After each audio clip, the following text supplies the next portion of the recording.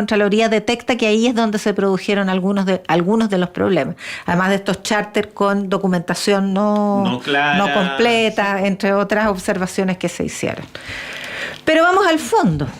Y conversemos entonces con la doctora en Sociología y magíster en Estudios Culturales de la Universidad de Birmingham, académica de la Universidad de Tarapacá, investigadora del proyecto Fondesit Espacios de Reconocimiento y Acogida, Carolina Stefoni, a quien le agradecemos su gentileza de darse el tiempo de conversar con nuestro programa. Bienvenida, Carolina, muchas gracias. Hola, muy buenas tardes. Bienvenida, Carolina.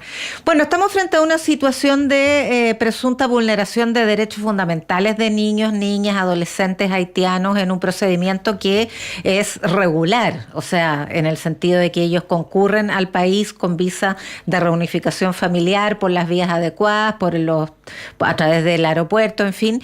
Pero tuvo una situación que tú lo has investigado vastamente, las vulnerabilidades de los niños en contexto de migración son conocidas, las posibilidades de trata de personas, de tráfico, de explotación infantil, de explotación sexual infantil incluso, son enormes. Entonces de ahí la sensibilidad tan alta y nacional en torno a estas irregularidades que podrían dar origen a una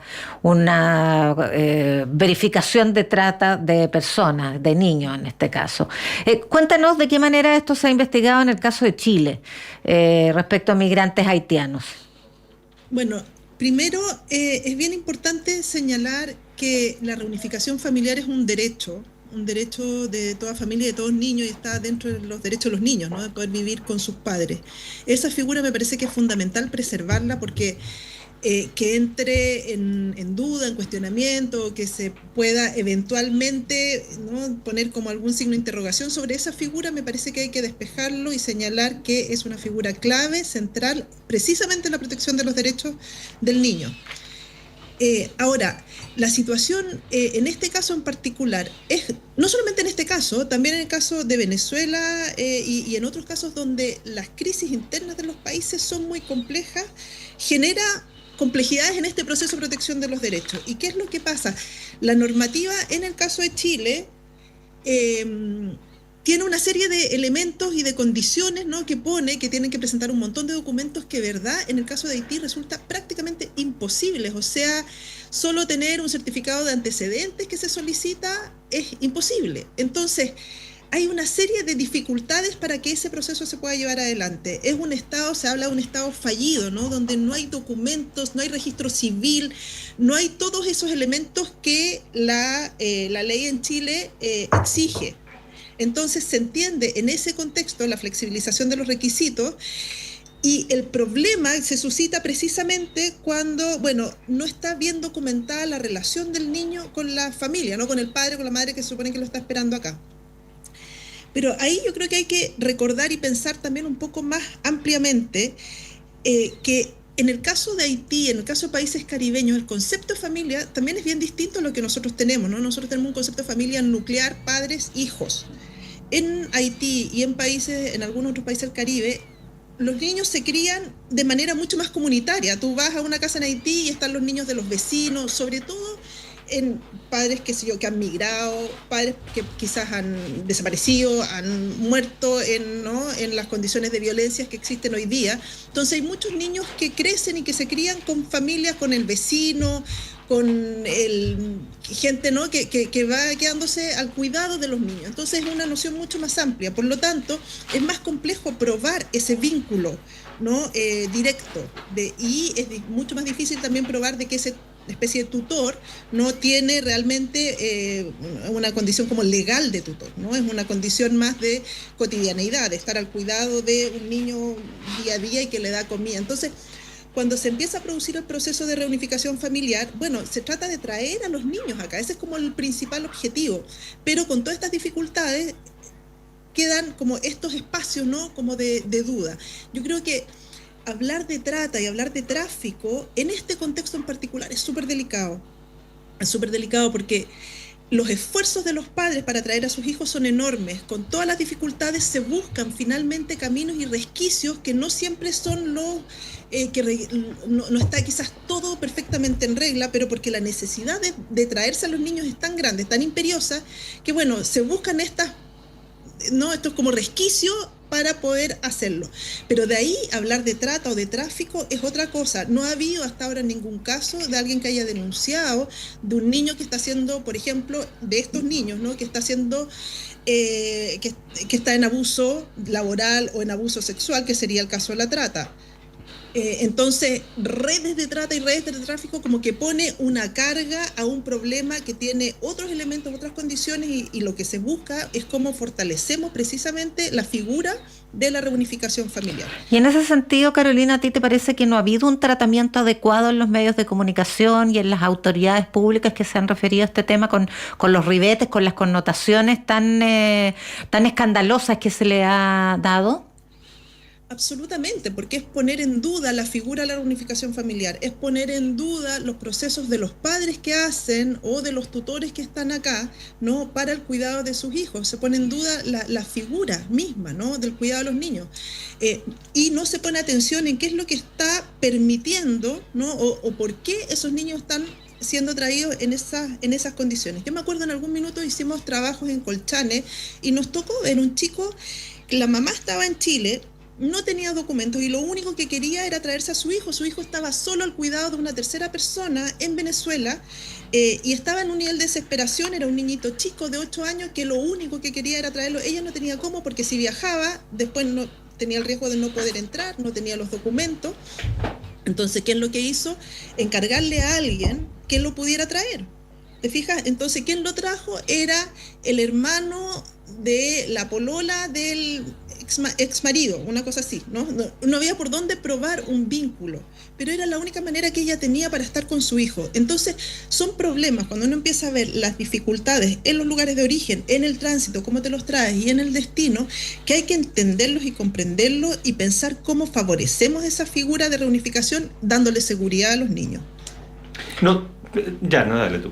No, que llama la atención, tú nos estás contando las usanzas, las maneras en que se relacionan las comunidades haitianas, y en Chile nadie le ha preguntado a los haitianos sobre este escándalo del que todos hemos hecho una verdadera alarma pública. Entonces es una reflexión que me llama la atención. Me gustaría saber tu opinión respecto de cómo ves ese tratamiento. Salió hoy día una declaración de organizaciones haitianas precisamente en esta línea. O sea, bueno, pregúntenos a nosotros cuáles son las dificultades que nosotros tenemos para traer a nuestros hijos, cuál es la montaña que hay que atravesar, ¿no? Y que hay que cruzar y subir para poder generar este proceso de reunificación, que es un derecho de los niños, ¿no? Y que no se está cautelando, no es que no se esté cautelando, no se están generando los mecanismos para resguardar y favorecer el desarrollo de ese derecho, ¿no? Y lo que se pone entonces es que hay redes de trata, redes de tráfico, con la connotación social, mediática que eso tiene, y entonces, claro, al fin, y resulta que ahora nos estamos preocupando de los niños cuando los niños llegan y muchas veces no tienen visa, no tienen ingreso en la escuela. Hay problemas de deserción importante, las escuelas tienen dificultades para trabajar en contextos de interculturalidad.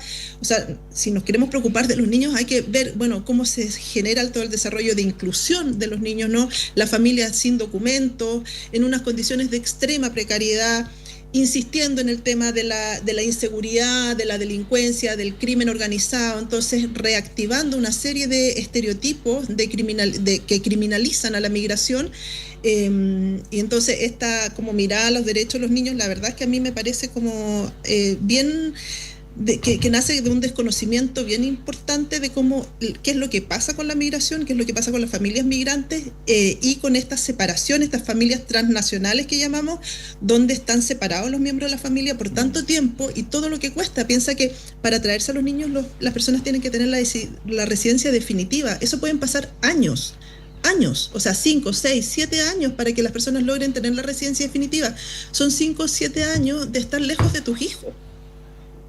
¿Te fijas? Entonces, y los niños después, o sea, crecen, por el tiempo pasa, crecen, ¿no? Y lo dejaste con 2 años y después cuando lo logras traer tiene 10 años y no pudiste estar con ellos. Entonces, si logramos entender todos estos mecanismos, o sea, toda esta realidad que es la migración, bueno, debiésemos entonces estar trabajando para acelerar los procesos de reunificación familiar, para fortalecer la inclusión, para generar mecanismos que tengan documentos los padres, para que puedan ir efectivamente al colegio, tengan una buena educación y puedan desarrollar sus vidas.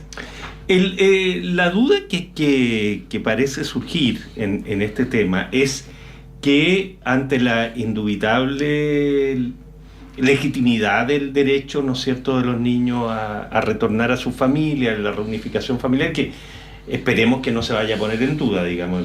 Uno puede esperar cualquier cosa de todos estos procesos. Bueno, se suspendió, de hecho, en 2025 producto de esta sospecha. Sí, a eso quiero ir, de que pueda haber, ¿no es cierto?, no sé si redes, pero grupos que aprovechan las debilidades para traer niños que no son pedidos realmente por sus familias acá, y generar entremedio, no que todos los niños vienen así, sino que generar entremedio en los espacios vacíos de estos procesos, capacidades, digamos, de cuestiones que pueden ser cercanas a la trata de personas, etcétera. Y ahí el punto, Carolina, es cómo el Estado chileno, en ese sentido, hace la trazabilidad de quienes llegan, quienes los reciben, en manos de quién quedan todos los niños que vienen en charter, que hemos sabido incluso cuyas listas de pasajeros no es clara, en personas que han hecho hasta 12 viajes, digamos, trayendo niños, etcétera. O sea, que aprovechan estos espacios grises que hay en el ejercicio de un derecho que evidentemente hay que proteger, pero entre medio se nos meten situaciones que pueden ser de verdad bien dramáticas de pronto. Sí, hay dos cosas. Efectivamente, por supuesto que en estos contextos se puede producir, ¿no?, estas redes, estos tráficos y este lucrar con esta necesidad, ¿no? Y por supuesto que hay que tener todas las alertas necesarias, los mecanismos, la trazabilidad que tú señalas es fundamental. Bueno, llega el niño, se supone que tiene que llegar a esa familia, poder ver que efectivamente esté en esa familia, que haya tenido los documentos, que esté asistiendo al colegio. O sea, ahí el Estado tiene que tener una labor central una vez que el chico ingresa, ¿no? Y velar entonces porque pueda iniciar su proceso de inserción en el país. Hoy día los niños, bueno, tienen tremendas dificultades también con las visas, con documentos, están yendo al colegio, no obtienen sus visas, se quedan, no pueden seguir, entrando después a la universidad o postulando otras cosas. Entonces, eso hay que tener los resguardos y el Estado me parece que tiene las herramientas para hacerlo. Lo que pasa es que hay que coordinar las distintas institucionalidades, pero no veo que eso sea complejo ni difícil. Pero también esto muestra que cuando hay más control, y esto lo hemos venido diciendo hace mucho tiempo, ¿no?, en la medida en que hay más control para el ingreso de la migración y tú generas más mecanismos que hacen difícil la migración, también se generan estas formas de migración, ¿no? ¿Por qué una persona tiene que viajar 12 veces para traerse a niños? Porque probablemente no había forma de que las personas haitianas acá viajaran a Haití y se trajeran a los niños, ¿no? Entonces tienen que viajar solos. ¿Cómo viajan solos? Bueno, una persona se dedicó a esto y vio que había ahí la oportunidad de un negocio, ¿no? Que no, por supuesto que no es lo ideal, pero frente a la mayor exigencia y mayores controles, tienes estas respuestas que son de ingresos más irregulares. Y eso es una relación causal, o sea, mientras más controles tienes, más irregularidad se introduce en las formas de ingreso.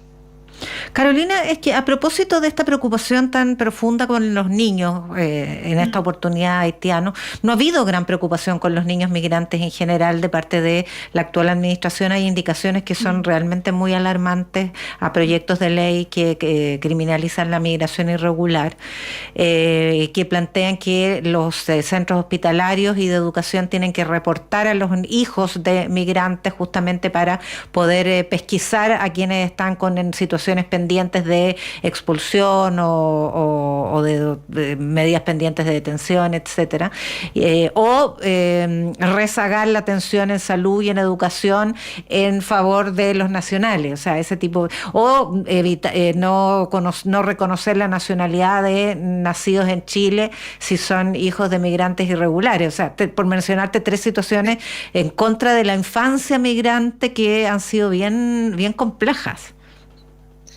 Totalmente, o sea, está hasta en duda que puedan, o sea, está hasta en duda que puedan tener el derecho los niños que no tienen documentos, ¿no? Asistir al colegio, y entonces que habría que privilegiar a los niños chilenos sobre los niños que no tienen documentos, poniendo absolutamente en entredicho el derecho a la educación de todos los niños, independiente de su estatus legal que tengan. Entonces, claro, la preocupación por los niños no puede ser una lectura más política también de, bueno, quedar como defensores de este gobierno, ¿no? de los derechos de los niños y ser como paladines de los derechos de los niños, cuando por otra parte se están vulnerando absolutamente, ¿no? En el acceso a la educación, en esta solicitud que hubo, que bueno, por suerte no, me parece no va a ser, pero la sola idea de poder levantar, de que se le solicite a los centros de salud y educación generar este tipo de información, genera que los niños, bueno, simplemente no van al colegio, ¿no? El ausentismo escolar es alto en la población migrante, es que son tantas las dificultades que enfrentan que en realidad, o sea, si la preocupación va a ser por los niños, preocupémonos en serio por los niños, ¿no? Y que estén yendo al colegio, que se resguarde ese derecho, que puedan ser regularizados rápida y prontamente. O sea, no puede ser que tengamos hoy día niños que no tienen papeles, ¿no? Y que están indocumentados. O sea, porque eso vulnera completamente su situación. Piensa tú que sin documentos, bueno, se quedan fuera del sistema, ¿no? Entonces, ¿qué esperanza van a tener después de poder salir a trabajar? O sea, los obligas, los dejas ahí en una informalidad y en una irregularidad permanente. Entonces, Carolina... No puede ser eso. Carolina, te queremos agradecer. Carolina Stefoni, académica de la Universidad de Tarapacá, doctora en Sociología. Te queremos agradecer la gentileza de habernos ayudado a mirar con más perspectiva este tema, que ojalá tenga un final o un avance más positivo del que aparenta en algún momento. 1.000.000 de gracias de nuevo, Carolina. No, gracias a ustedes. Que esté muy bien, muchas gracias. Chao. ¿Y nos vamos a una pausa? Vamos y volvemos enseguida. La clase de marketing digital de hoy tendrá